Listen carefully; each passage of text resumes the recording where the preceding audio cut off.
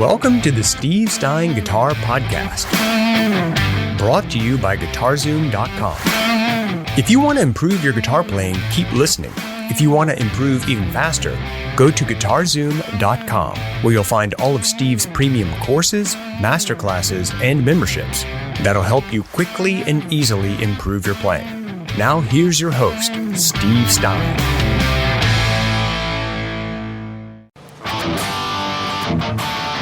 Okay, so let's keep going here. So I've done 1, 2, 1, 3, 1, 4. I created the sequence. Now what I'm going to do is I'm going to do 2, 3, 2, 4, create a sequence out of that. And then ultimately 3, 4.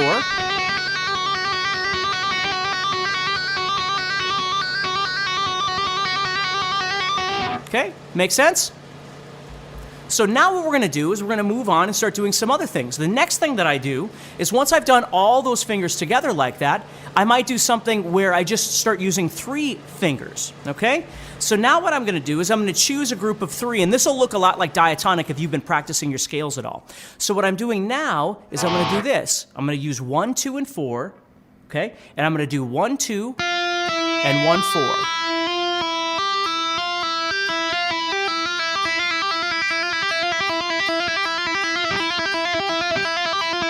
Now that becomes more of a realistic thing that I would do if I was actually playing, okay? So I'm doing just 1, 2, and 1, 4. So I'm going 1, 2, 1, 4, 1, 2, 1, 4.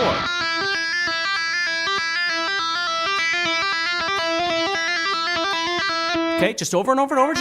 And again, the other thing that's nice about this too is just getting the pattern that you're looking for to start dialing in. Now, this is a whole nother conversation, but sometimes when you start working on a new pattern on the guitar or a sequence, whatever you want to call it, you have to kind of step away a little bit and try and learn to feel the motion of that guitar pattern that you're trying to figure out, right? So as I do...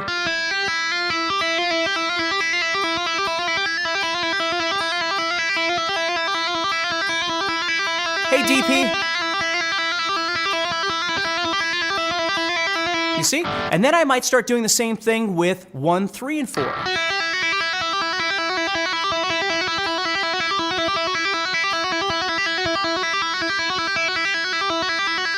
That way what I'm doing is I'm trying to focus on, these are realistic things that I would be using in my playing, right? So another thing that I can do once I've developed this 1, 2, 1, 4 or 1, 3, 1, 4 is just start doing what I call round robin, where I just simply play up. So I'm using 1, 2, 4, 2, 1. That's all I'm doing. Always sounds like Speed Racer to me. Why is it so hard to use the pinky? Because you have to develop it. That's the whole thing, is the pinky, especially this finger combination, 3 and 4, the tendons are a little bit different in this than they are in the rest of your hand, and so it takes a lot more strength. Obviously, your pinky is very weak compared to your other fingers, and it takes a lot of time to develop that. But then the other thing is the development of these 2 fingers together. Now, right now, I'm just going 1, 2, 4, 2, 1.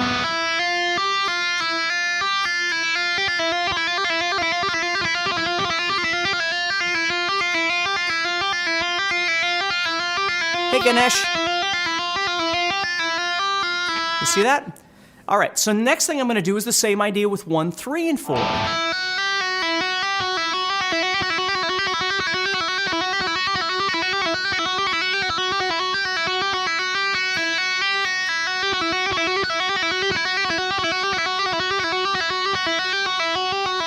And if you really have a hard time with the pinky, remember, doing these exercises. Do 1, 4. Do 2, 4. And do 3, 4. Do a lot of things to develop that, but again, these things take time. I mean, developing, strength and dexterity and all that stuff in your fingers takes time. So hopefully that makes sense. Hey, Tashi, thank you for joining us. All right, so if that makes sense, I've done my 1, 2, 1, 3, 1, 4, and then a series with that. 2, 3, 2, 4, and a series with that, and then 3, 4, which there's really no series for. Then what I did was I moved into doing 1, 2, and 4, and 1, 3, and 4. And I did that 2 different ways, right? If that makes sense to you, I went 1, 2, 4, like this, and this, and 1, 3, and 4, same thing. Now, again, that already might be too much for you. I'm not trying to give you an encyclopedia of 100 things to do. I'm just telling you this is what I do when I grab the guitar. That just a natural thing is just to start with groups of 2, and then I move to groups of 3, which is what I'm doing right now. Okay? Now, for me, one of the most important things to do next is to make the transition to doing some patterns that I use in my guitar playing. Okay, so one of the most important things for me to do next is to take the 1-2-4 or the 1-3-4, which are definitely things that I use in my playing, and start connecting them to another string. Okay, so again, remember, generally I'm not sitting around with an amp at this point, so I'm just playing with my electric and can barely hear myself, but I can feel myself playing, right? So as I do this, the next thing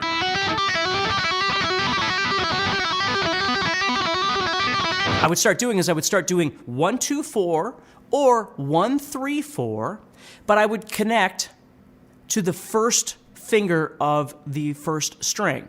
Now, the reason is because I'm on the second string, so I'm just going to the first string. If you were on the third string, you'd connect to the second string, or if you were on the fourth string, you'd connect. It doesn't matter. It's, again, I'm just going.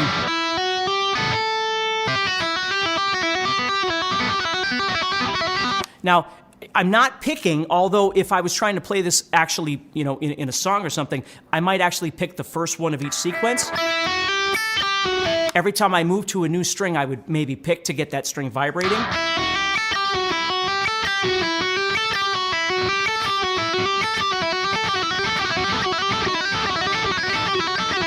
You see?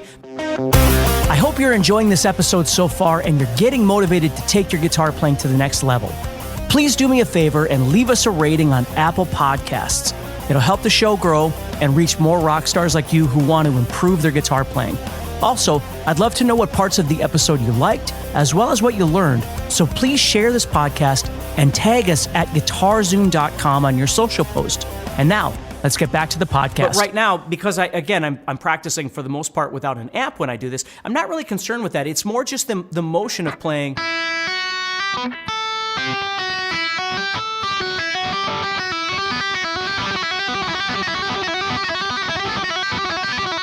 So that's 1, 3, and 4. Or I could do 1, 2, and 4.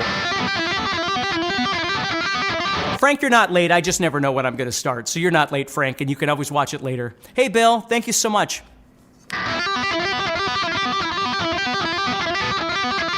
Right, just anything like that. But what I'm doing is I'm taking the 1-2-4 or the 1-3-4, and I'm connecting it to another string, okay? Now, for those of you that know, hey, Domingo, now for those of you that know about spread fingerings, which are really important, what I would do is I would take the 1-2-4, and instead of playing 5, 6, and 8 for frets, I would play 5, 7, and 8, and 9 like this. Now, some people like to use their third finger, so they play 5, 7, and 9 with their third finger. I'm playing 5, 7, and 9 with my middle finger, but either way is perfectly fine, doesn't matter, okay? And I would start doing the exact same thing.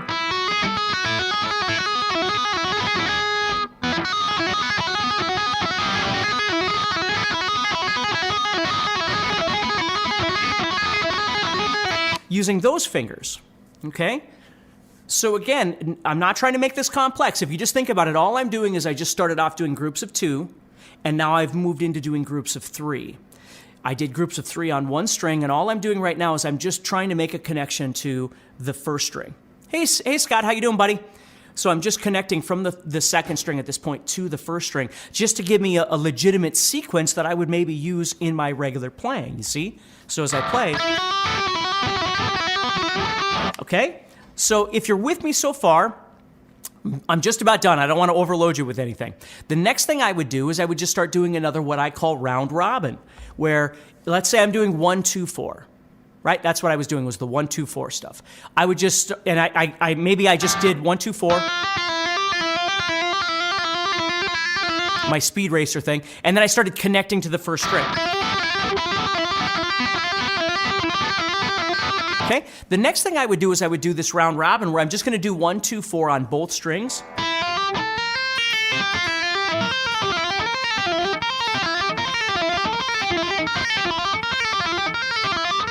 So I'm literally just going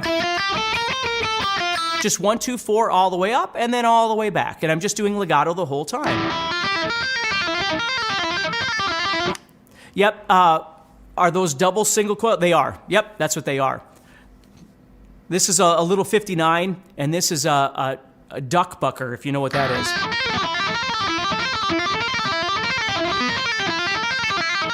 See, I'm just going around in a circle. I'm just going all the way up, all the way down, all the way up. And then I would do the same thing with 1, 3, 4, literally like this.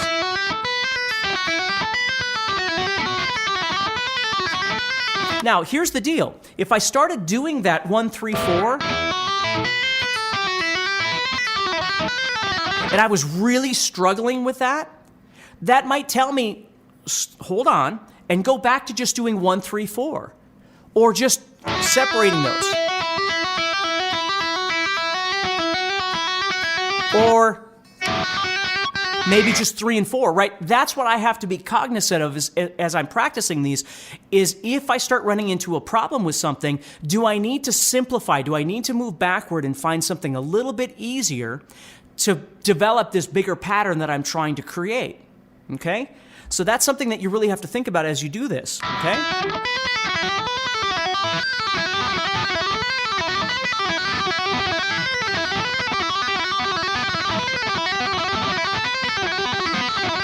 See how I'm just right there what I'm doing. And again, I'm not trying to overly play fast. I just don't want to waste your time, and this is how I would practice, okay? I'm just doing some different things. I'm doing a round robin, then I'm just doing the connection to the first string. I'm just doing different things like that because those are the patterns that I've done for so many years when I sit around and I practice this. So this to me is a prep. This is a warm-up for me before I get going with my day of playing guitar, whatever that's going to be. I sit and I just practice these things over and over and over, and that's what I want you to be thinking about. Okay? I want to see if I've got really anything else. I think that's probably enough right now for you to work with, although there's many other things like this that you could keep going with. It's legato, not Elgato. It's legato. Legato means you're not picking anything. Everything's done with hammer-ons and pull-offs. Accidental pull-offs while playing leads. Well, the thing about, Tashi asked, how do you get rid of accidental pull-offs? Well, I'm not sure if you mean accidental pull-off in that you're getting a sound that you don't want, but the trick is whenever you're soloing, whenever you're playing, is to keep all the other strings quiet as you're doing whatever it is you're...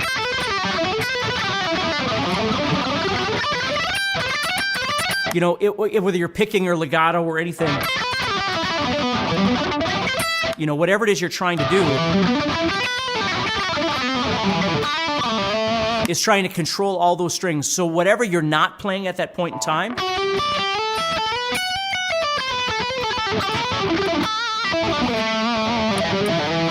you try and control those strings so they don't make noise.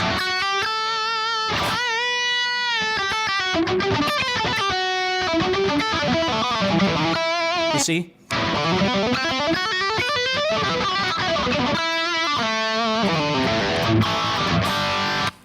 That takes time to learn how to kind of control those. You know, it's not like I'm always perfect at it either. It takes time. So these are all different things that I practice. So anyway, hopefully that helps you a little bit in some ideas of legato. Next week, we're going to be talking about picking. And again, things that I do just to warm up my picking, okay? So remember, if you want some really great training, do me a favor. Head over to GuitarZoom.com, sign up for the premium membership, which gives you access to over 40 step-by-step guitar courses that I've created that I am absolutely confident are going to help you. So that's over at GuitarZoom.com. And otherwise, have a wonderful day. Have a great week. And I will see you again next Monday for the next motivation. Please like and share and let people know about this. The more people that show up, the more I can keep doing this stuff, all right? So take care, stay positive.